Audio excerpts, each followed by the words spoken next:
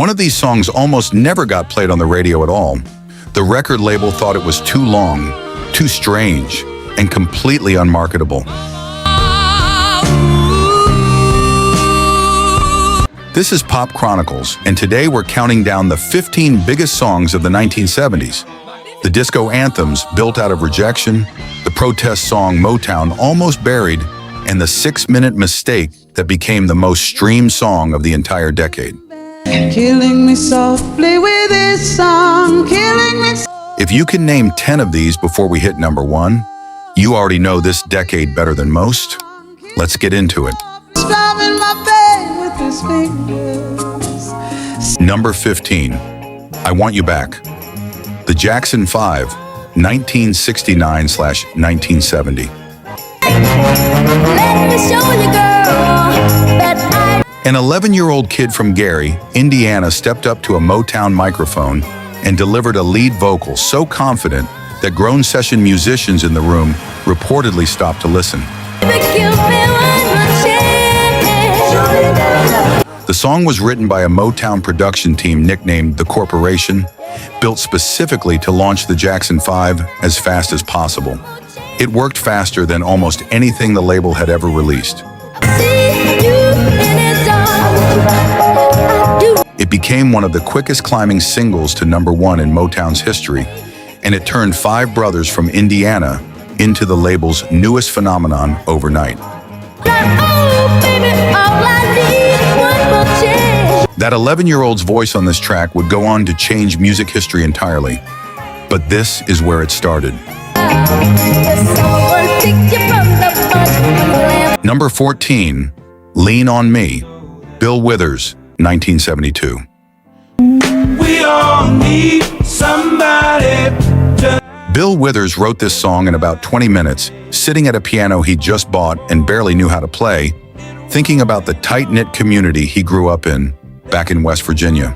We all have sorrow. He wasn't even a full-time musician yet when he wrote his early hits. He was still working shifts assembling toilet seats for airplanes at a Los Angeles factory. Call me if you need a friend. That factory floor honesty is exactly what made the song land. No metaphors, no tricks, just a direct promise that someone would be there. Please swallow your pride. It's been leaned on ever since, at funerals, graduations, disasters, and anywhere people needed to hear it, plainly stated out loud. When you're not strong. Number 13, War, Edwin Starr, 1970. Got one friend, that's the Undertaker. This song started as a Temptations track, but Motown got nervous. With Vietnam tearing the country apart, executives worried a protest anthem could alienate the Temptations' more mainstream fan base. So instead of shelving it completely, Motown handed it to Edwin Starr to re-record as a single under his own name, protecting one act while still cashing in on the moment. Say it again. Starr didn't hold back. His scorched, shouting delivery turned a shelved album track into one of the most direct protest anthems to ever hit number 1 on the pop charts. War, huh? Good God, y'all. What is it good for? Absolutely nothing, and America bought it by the millions. Number 12, American Pie, Don McLean, 1971. Kicked off your shoes. Then I dig those rhythms. Don McLean was writing about the day the music died, February 3rd, 1959, when a small plane crash killed Buddy Holly, Richie Valens, and the Big Bopper. But the levee was dry. Them good old boys would... At over 8 minutes long, radio stations had to split it across both sides of the single just to fit it. An almost unheard of length for a song that still went all the way to number 1. McLean refused for decades to explain most of the lyrics, letting fans build entire theories about hidden references to Dylan, the Kennedys, and the collapse of 1960s idealism. Oh, and while the king was looking down, He finally auctioned off his original manuscript decades later. And even then, he still wouldn't confirm most of the guesses. just in the park, and we sang dirges. Number 11, You're So Vain. Carly Simon, 1972. You're so vain. For over 40 years, one question followed Carly Simon everywhere she went. Who is this song actually about? Probably think this song is about you. Warren Beatty was widely rumored to be the subject, and he reportedly called Simon to thank her for the song, assuming, of course, that it was about him. Simon eventually confirmed he was at least part of the answer, decades later. Well, you said that we made such a pretty. Mick Jagger sang uncredited backing vocals on the track, blending so seamlessly into the chorus that most listeners never even noticed he was on it. Song is about you. You're so vain. Half a century later, the mystery is still one of pop music's best-kept open secrets. Don't you. Number 10, Killing Me Softly with His Song. Roberta Flack, 1973. I'm swabbing my bed with his finger. This song was born out of a single moment. Songwriter Lori Lieberman watched a young, unknown Don McLean perform live and felt so exposed by the experience that she wrote the lyrics that same night. Killing me softly with his song, killing me. Roberta Flack heard an early version on an airplane, fell in love with the song, and reworked it completely, slowing it down, deepening it, making it entirely her own. My whole life with his words killing me. It won her the Grammy for Record of the Year and became one of the most covered vocal performances of the decade. And he just kept on singing. 2 decades later, a hip-hop trio called the Fugees would give this exact song an entirely new life for an entirely new generation. With his song. Number 9, Let's Stay Together. Al Green, 1971. Recorded at High Records in Memphis with producer Willie Mitchell, this became Al Green's defining statement, a plea for commitment delivered with a voice that made desperation sound effortless. Why do people break up? Come on. It became his only number 1 pop hit and remains one of the most sampled and covered soul records ever made. Decades later, it found an entirely new audience after being featured prominently in Quentin Tarantino's Pulp Fiction, introducing Green's voice to a generation that hadn't grown up with it.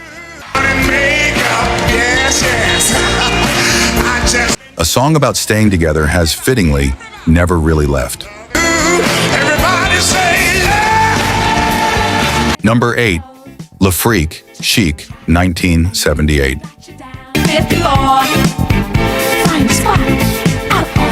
Nile Rodgers and Bernard Edwards wrote this song out of pure spite. On New Year's Eve, they'd been turned away at the door of Studio 54, one of the most exclusive clubs in New York. Furious, they went home and started jamming on a chorus that was originally something far more profane than Freak Out. They cleaned it up just enough to release it. The song they wrote out of rejection became one of the best-selling singles Atlantic Records had ever put out, and Chic ended up playing the very club that once refused them entry. What a joy. Just come on down. Getting rejected at a nightclub door turned into one of the biggest disco records of all time. About the new dance craze. Listen to us. Number 7, Rocket Man, Elton John, 1972. Bernie Taupin wrote the lyrics after reading a Ray Bradbury short story about the isolation of astronauts. Men who leave everything behind for a job that pulls them further from home each time. It's gonna be a long, long time. Touchdown, bring. Elton John set that loneliness to one of his most tender melodies, resisting the urge to make it dramatic and instead making it quiet and human. Brings me round again to find I'm not the man. It became one of his signature songs, so enduring that it eventually lent its title to his own 2019 biopic. And I think it's gonna be a long, long time. Not a song about space at all, really. A song about missing the people you left on the ground. I think I am at home. Oh, no, no, no. Number 6, I Will Survive, Gloria Gaynor, 1978. I've got all my life to live, and I've got all my love to give. Gloria Gaynor recorded this song while physically recovering from a serious fall off a stage that had left her needing spinal surgery. She cut the vocal on crutches, determined not to let it wait. But now I hold my head high and sing. It was originally tucked away as a B-side, an afterthought behind another song entirely, until DJs flipped the record over and the dance floors decided otherwise. And I've been so many nights just feeling sorry for myself. It became a global disco anthem, and over time, one of the most enduring anthems of resilience across the LGBTQ+ community and beyond. I used to cry, but now I hold my head high. A song almost buried on the back of a record became one of the most quoted lines in pop music history. I Will Survive. I will survive. Oh, as long as I Number 5, Dancing Queen, ABBA, 1976.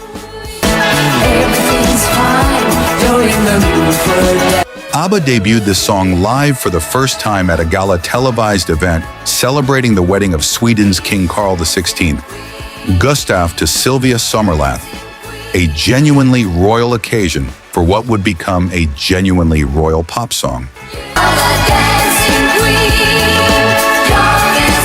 It became ABBA's only #1 hit in the United States, a shocking fact considering how massive the group was across the rest of the world.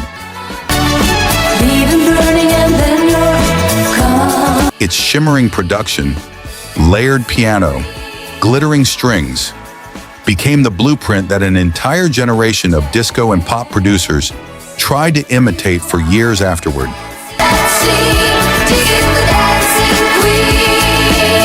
A song written for a wedding became the wedding song for millions of people who never knew that story. Number 4, Superstition, Stevie Wonder, 1972. That opening clavinet riff was originally written for guitarist Jeff Beck, as a favor between friends after Beck helped Stevie Wonder on a separate session. Wonder loved the riff so much he decided to keep it for himself, much to Beck's frustration, and built an entire song around it. Wonder, blind since shortly after birth, played nearly every instrument on the track himself: drums, clavinet, synthesizer bass, layering it piece by piece in the studio. It became his first #1 pop hit in over a decade, built on a riff he essentially borrowed from himself. Number 3, Hotel California, Eagles, 1976. Guitarist Don Felder wrote the music for this one in a rented Malibu beach house, working out the interlocking guitar parts long before the lyrics existed at all. Don Henley and Glenn Frey layered in imagery so cryptic that fans have spent decades debating what it actually means. A hotel that's really about the music industry's excess, or California's own mythology turning sour. That closing dual guitar solo, traded between Felder and Joe Walsh, is still ranked among the greatest guitar moments ever recorded. Nobody's ever fully agreed on what the Hotel California actually represents. That's exactly why people are still checking in, decades later. Number 2, Stayin' Alive, Bee Gees, 1977. Written for the Saturday Night Fever soundtrack, the Bee Gees leaned into falsetto harmonies so distinct that the sound became instantly synonymous with the entire disco era. Its rhythm sits at almost exactly 103 beats per minute, which decades later, doctors and paramedics started using it as the ideal tempo for performing hands-only CPR to keep the correct compression rate. It anchored one of the best-selling soundtracks in music history and turned John Travolta's strut down a Brooklyn sidewalk into one of the most imitated walks in film. A disco song that could, quite literally, help save someone's life. Number 1. Bohemian Rhapsody, Queen, 1975. Sent shivers down my spine. When Queen finished this 6-minute suite, their label told them flatly it was too long and too strange to ever work as a single. Radio wanted 3 minutes. Queen refused to cut a single second. Goodbye, everybody. I've got So Freddie Mercury took it to his friend, DJ Kenny Everett, and gave it to him under strict instructions never to play it on air. Everett played it 14 times that weekend anyway, calling it his finger slipping. Record stores were flooded with requests for a single that hadn't even officially been released yet. The label had no choice left but to put it out. didn't mean to make you cry. It spent 9 weeks at number 1 in the UK, and today stands as the most streamed song of the entire 1970s. A mistake the label tried to prevent from ever reaching the public. So you think you can love me and leave me to die? That's the 1970s. 15 songs, 15 stories most people never heard. Subscribe to Pop Chronicles and drop a comment telling me which one surprised you the most. You'd be back to bother me going down low.